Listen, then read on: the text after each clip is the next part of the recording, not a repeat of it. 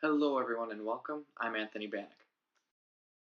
For quite some time now, I've been wanting to do, or toying around with at least, the idea of doing some videos about music composition and orchestration analysis. Now, obviously, I'm happy with as many people watching uh, these videos as possible. I would like to state that I kind of have a demographic, a core demographic in mind when I make these, namely younger developing composers such as myself, who people who are working on their craft. They're trying to get better, and they're looking for new ways and new ideas to kind of break the creative block, or find out like new ways of maybe voicing some things like that. Now, due to the fact that I've been trying to compose my first string quartet, a lot of the music I've been analyzing lately have been string quartets.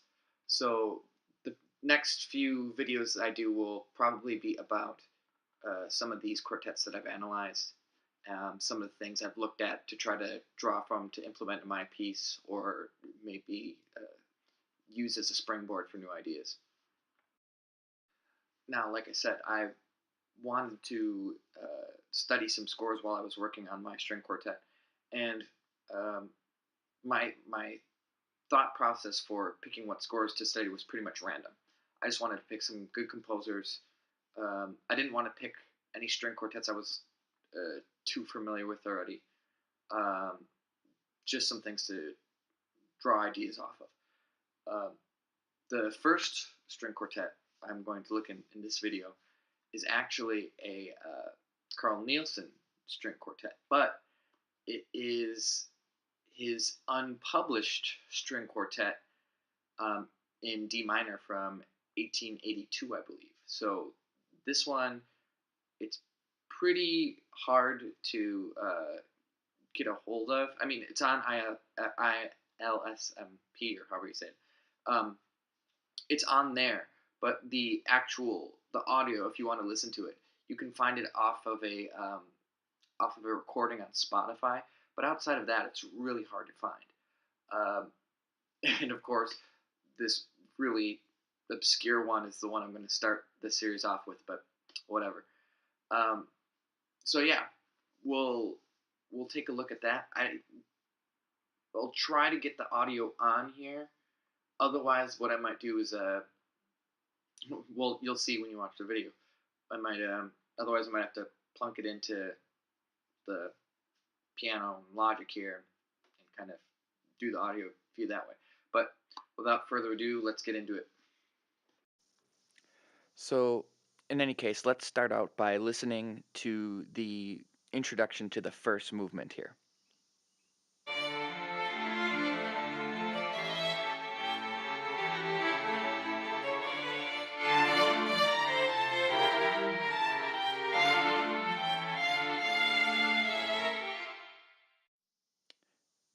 And we can listen to it one more time here.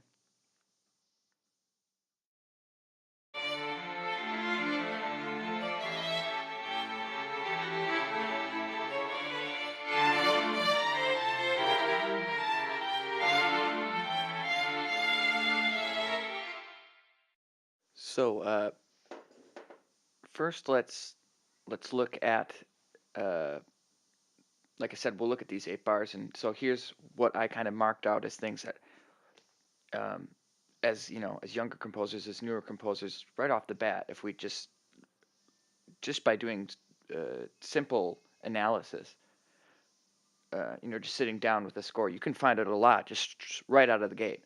Um, for instance, in the red, I've highlighted that uh, right off the bat, he does voice crossing, which is, you know, going to school, getting a music education or whatever, and you look into composition, orchestration. Generally, in the beginning, it's just kind of a rule to kind of give you the guideline that, don't cross voices. Um, but it's more so a thing to just avoid doing incessantly, or just haphazardly for no apparent reason, because that just makes your piece unorganized, and and depending on the range of the voicing of the instruments too, it can be a problem. But if you're doing it in a very measured way, there's absolutely nothing wrong with it. And I think, especially as younger uh, composers, and maybe if we don't have that much experience, you're just starting out or whatever, you you really don't.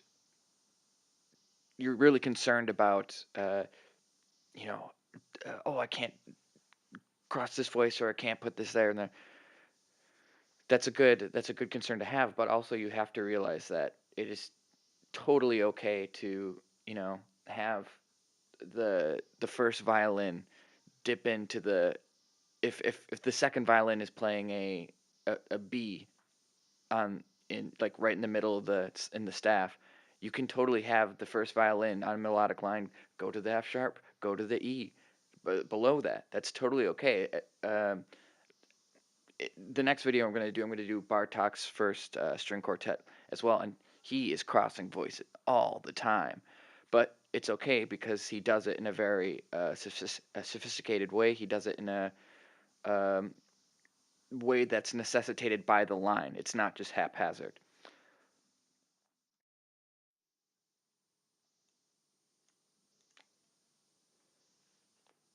The yellow arrows are highlighting the second violin and the viola, which together are forming a triad that is played opposite of the downbeat, which is being played by the bass in blue, you can see. And what this does is this syncopation, these quarter notes that they're playing on the off beat in opposition to the bass, create that kind of rhythmic jig like atmosphere, this kind of folk dancey type of idea.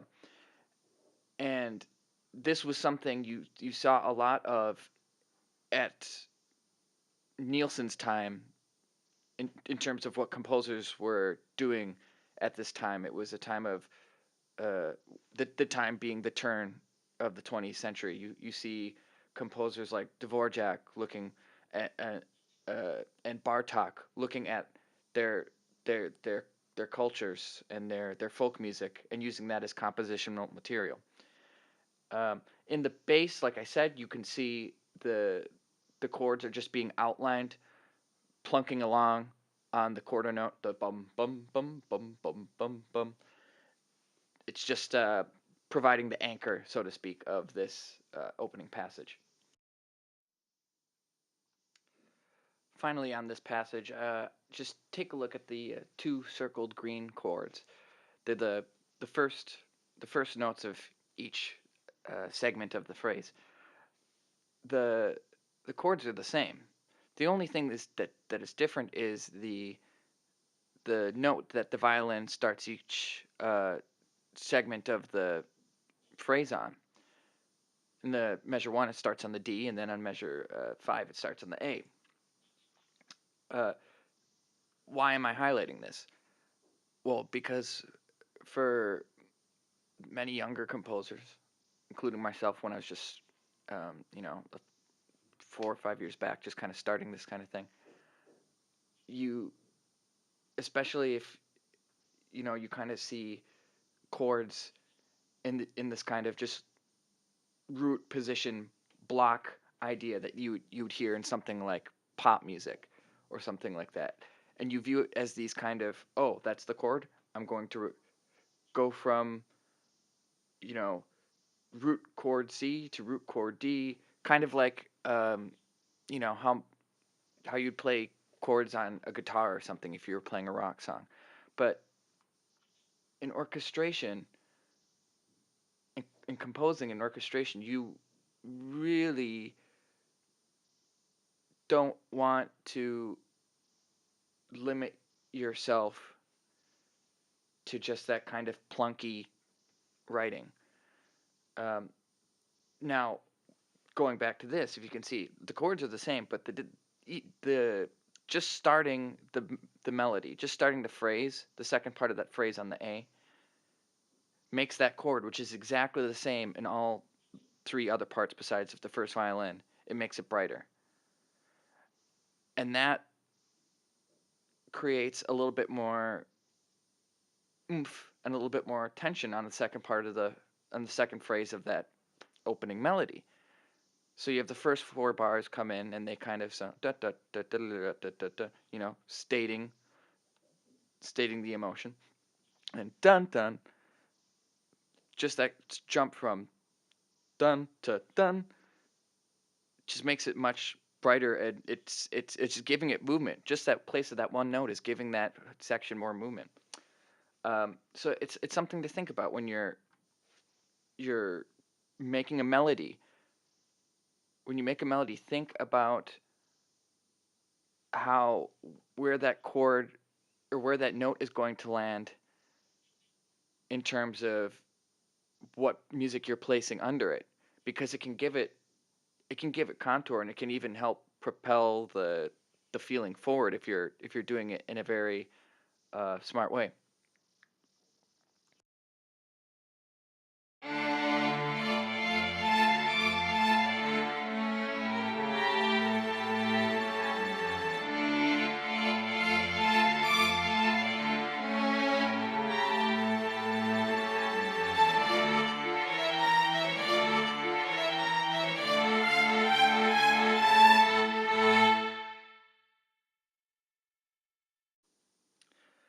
The next few segments we're going to look at here are just being shown because I want to highlight how Nielsen is just taking a rhythmic cell and just passing it along. So you'll see this. He'll have this idea in the top voice, and it goes to the second violin, and to the viola, to the bass. And at first, another thing too, when you're beginning to composing, you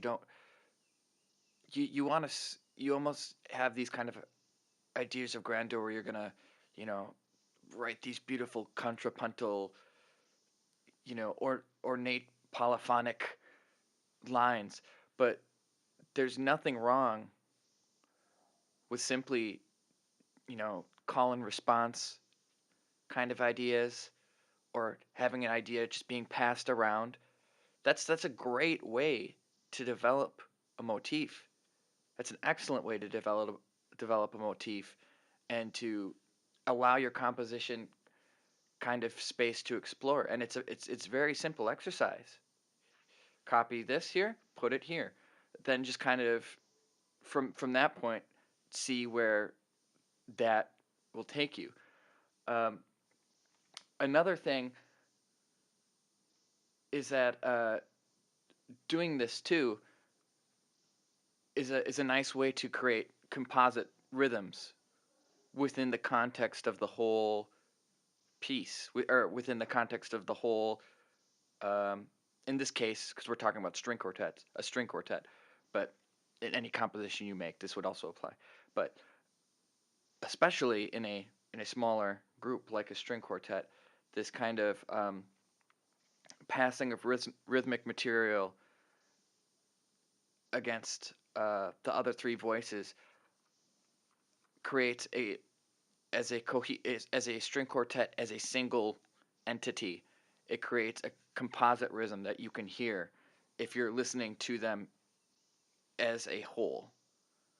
So, for example, in that one section, there's the 16th notes that are going to the 8, da-da-dun, da-da-dun, da-da-dun, and it's going down. But as a composite, you hear da-da-da-da-da-da-da, but going down the four ranges in the four instruments. So it's really a cool effect, and making composite rhythmic ideas is a really cool way to make the string quartet as a whole feel much more cohesive.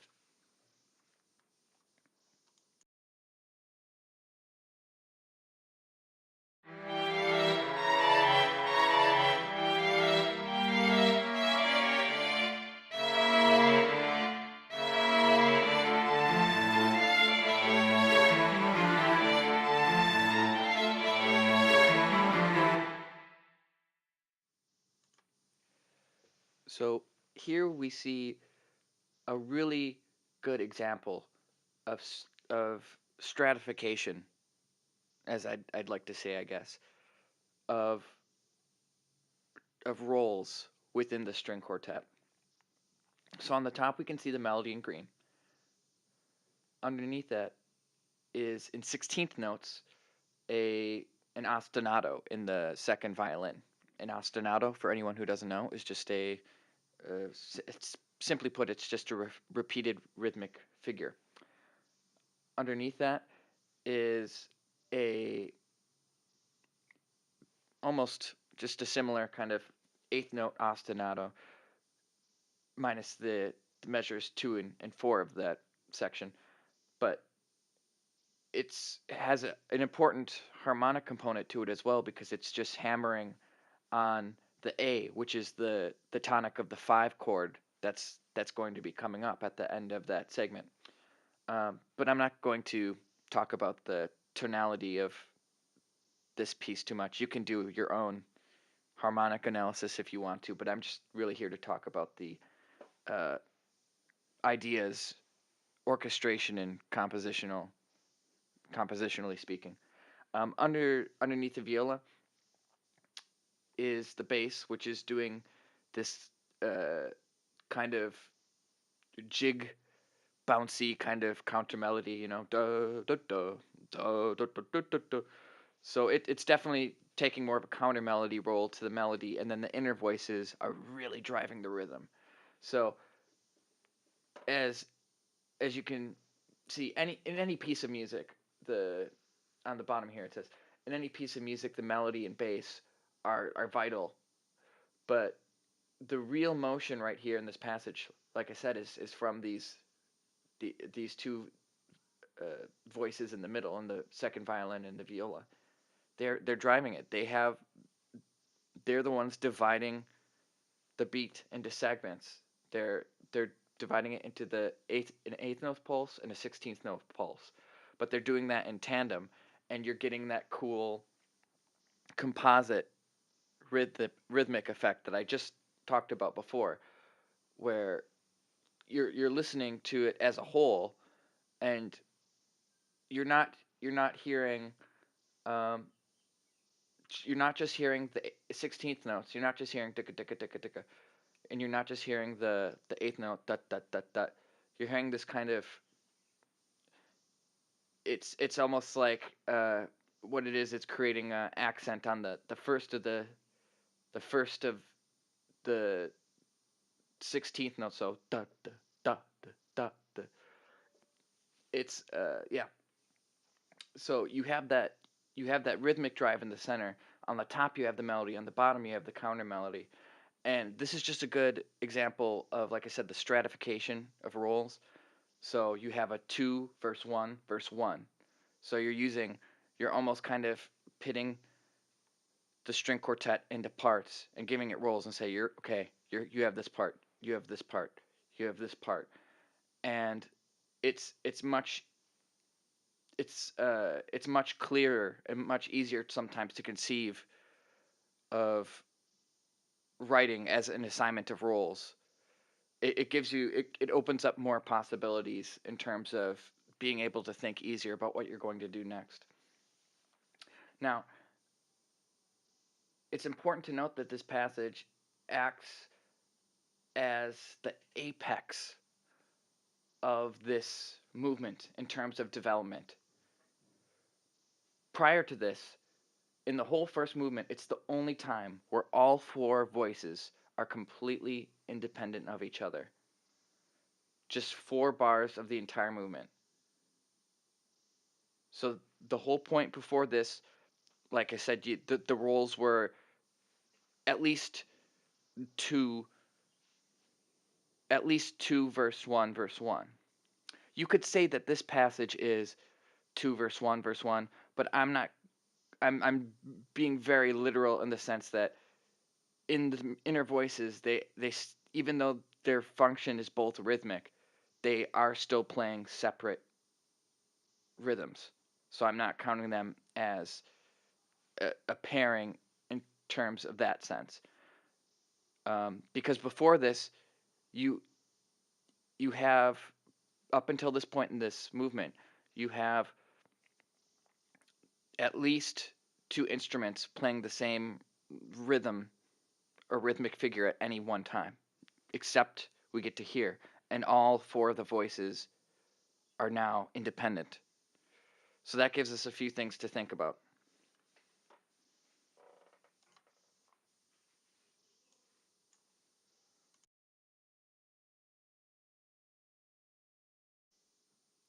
Number one, that good quartet writing does not automatically mean consistently complex or consistently uh, four-part independent voicings.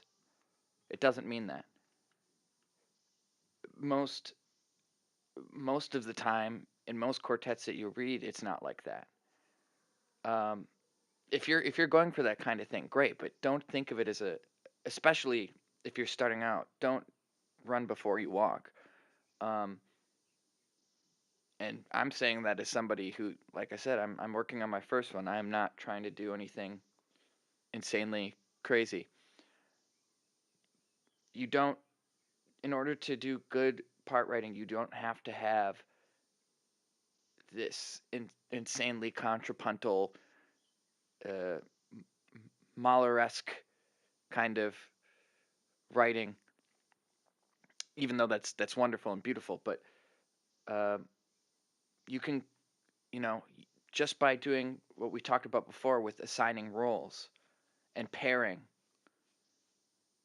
different, like maybe I'm going to have the two violins pit against the bass, and which is acting independently from the viola, or maybe I'll have the viola and the bass paired together, and the violin's doing its own thing, and the violin too has a counter melody. That's that's great, and I think that's how everyone should start quartet writing. It's about doing, um, it's about learning how to assign roles, and to reassign roles, and using that as a basis of um, motivic development.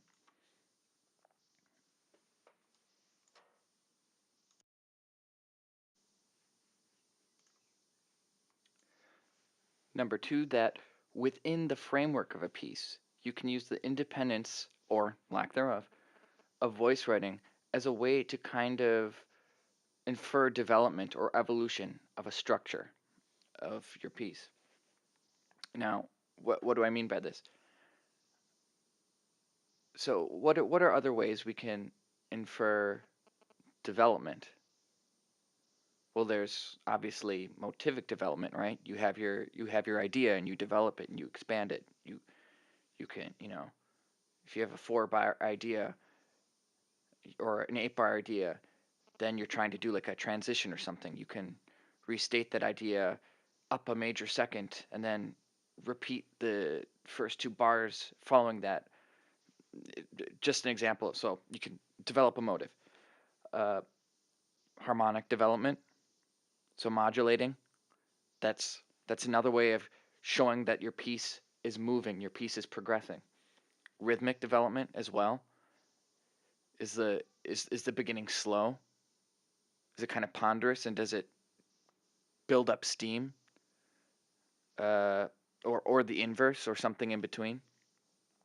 So there's quite a few ways uh, you can infer that a piece is unfolding, and that a piece is growing and evolving. Another way is to show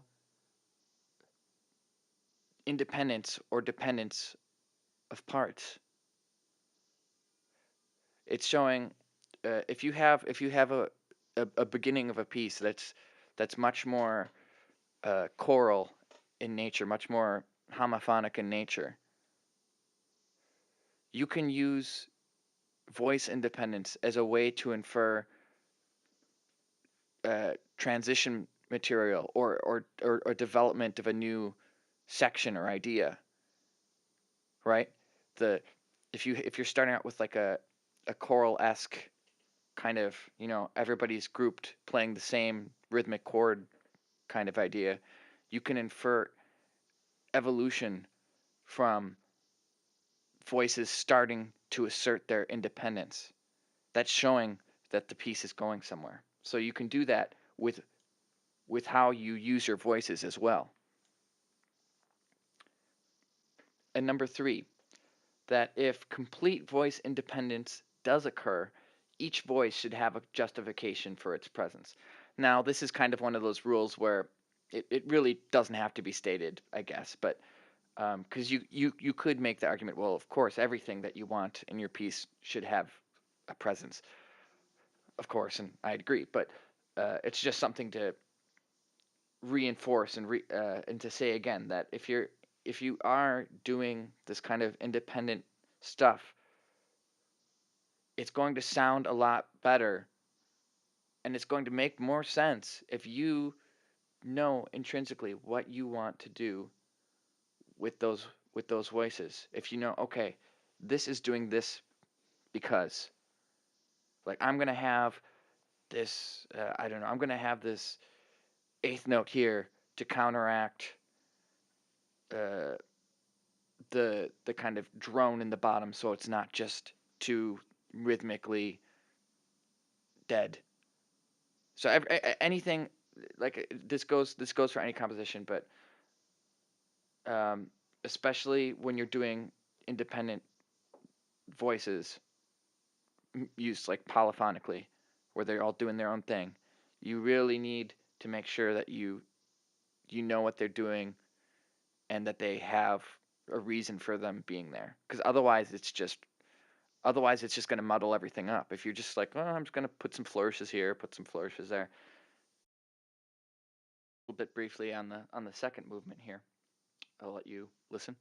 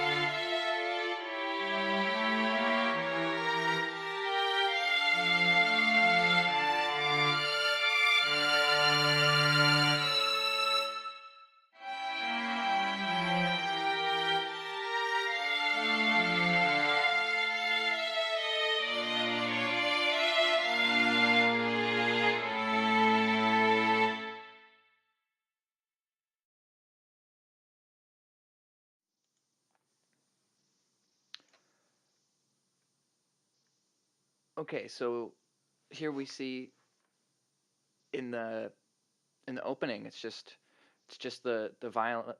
I'm sorry, the cello and the viola.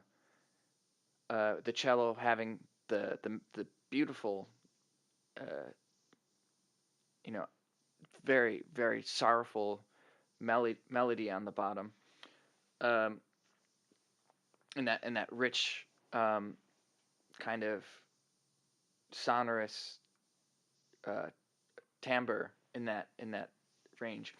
Um, and above that, it's just the viola doing that da, da, da, with that double stop kind of hanging over the top. Uh,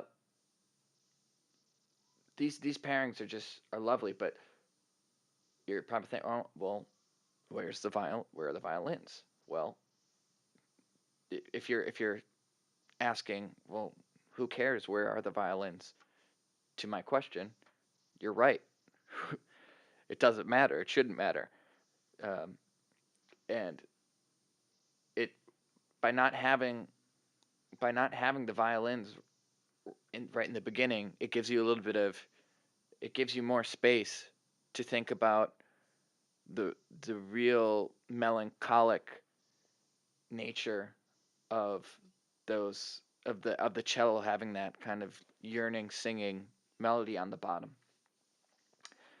And then later on, uh, after that first section repeats, then finally the violins come in to bring in the second part of that initial section. So I really like this movement because it's I believe it's I'm not sure if it's the shortest one of the piece, but it is relatively short, sweet and simple. In a way, it is a character study via instrument pairing. The viola and cello in the first section, and in the end, recap that kind of melancholic foundation of the song I was talking about, while the violins are textures added to give and indicate contrast or accentuation of whether that be emotional content or melodic content.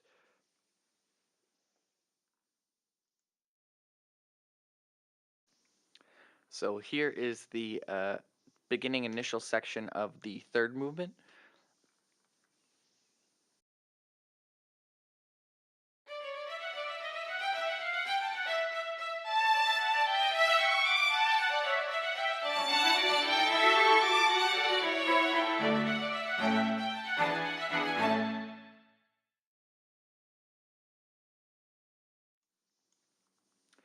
Now, I want to talk a little bit about this part. If any of you are unfamiliar with what I have highlighted here, I'm just trying to show of this compositional technique called a round. If you don't know what a round is, well, if you don't know, you do know, because if you've ever done singing, with a group of people, row, row, row your boat gently down the stream, and then you keep going, and the other person starts, and then the next person starts, like a measure or two measures after that, then that's what a round is. And I'm assuming everyone's had that experience, kindergarten or something like that. However, doing a call and response or a round technique in that kind of row, row, row your boat way is not very exciting, not very interesting, and that's because in that row your boat example, one person singing, and then they just drop out, and then the next person goes until they drop out, and so you do get a little bit of counterpoint, but then it just stops abruptly. So obviously you can't have that. Well, if you want that, you can have that, but I'm assuming when you use this technique, you want to use it to um, infer development and motion forward to your next goal in the piece. Uh, and so what Nielsen does here is he has in blue you have the violin doing uh, the main 8-bar phrase of that melody. Then the second uh, after 4 bars, the second violin comes and takes that over. However, underneath that, 8 bars in, the viola takes it. However, it doesn't take the second 4 bars of that 8-bar phrase. It it because what Nielsen does here is he knows he has a goal. He's got his opening section is 16 bars, and he knows he needs to get to a kind of cadential area by bar 12 of that 16 bars. So he has a goal. He's like, okay, bar 16 is obviously going to be that last chord of that section. So at bar 12, I want to have that be, part that last little coda of that opening segment. So I need to end uh, all that call and response, all of that round material by the beginning of bar 12. So what that entails is from the beginning again, 8 bars of the violin stating that, and then going into just counterpoint extra material. 4 bars in, you have I have it circled in green. You have the second violin coming and doing that, and then it goes into uh, a little bit of extra material. Or actually, no, it does not. It just states the melody in full. Um, then under that is just the first half of that original 8-bar segment from the violin, and then it cuts to that uh, last 4-bar cadential segment of that opening uh, idea. So call and response is it's a great compositional technique. Rounds, um, they're good, but they're good if they're going somewhere. They're good if you know that you're going to use it to get to it. If you have a goal in mind, that you're saying, okay, I'm going to get here, and it's a good way to kind of give your voices kind of this independent polyphonic feel without having to do much backbreaking counterpoint. It's a simple, just like, okay, this is the theme, I'll put it here. This is the theme, I'll put it here. Maybe a little extra material here or there if that's necessary, but um, yeah, but it needs to have um, a goal. Just in terms of developing any motif, you have a place you want to go, and it's always important to remember that. So, and then finally after that, I just wanted to point out in this segment here, once again, we have another example of that uh, stratification of roles.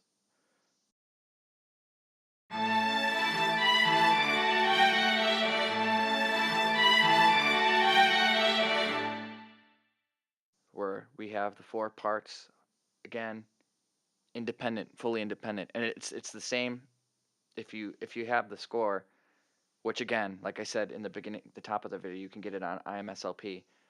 Um, if you look at the score in the beginning of this third movement, it's the same idea. No, the only time when all right here, the only time when all 4 voices are completely independent in this third movement is in the section, and it's showing that it's the height of this development of this section. So it's getting to this point, and it's like you're at the top of the mountain now. Now we see the other side of where we want to go.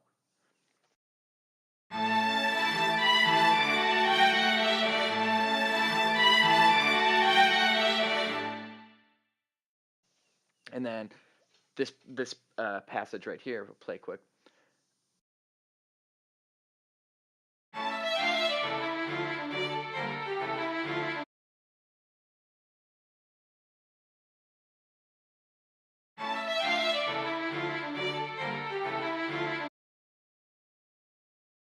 It's basically showing just if you have a solo voice and you really want to make that voice come out, it's totally okay to just have simple, short, um,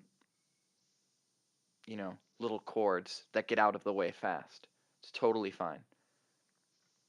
Now, I was going to do some things on the 4th movement, but considering I've already done this long on a piece that it's really hard to find audio for, uh, I'm just gonna leave it at that, and I'll leave some tips, or I'll leave a little list of summary ideas here at the end of this video, and then next time we'll get into a score that is actually was published by the composer and is actually decently well known, very decently well known, and that's Bartók's First String Quartet. And yeah, that one's awesome. So, thanks for watching. I hope this helped a lot. or at least a little bit.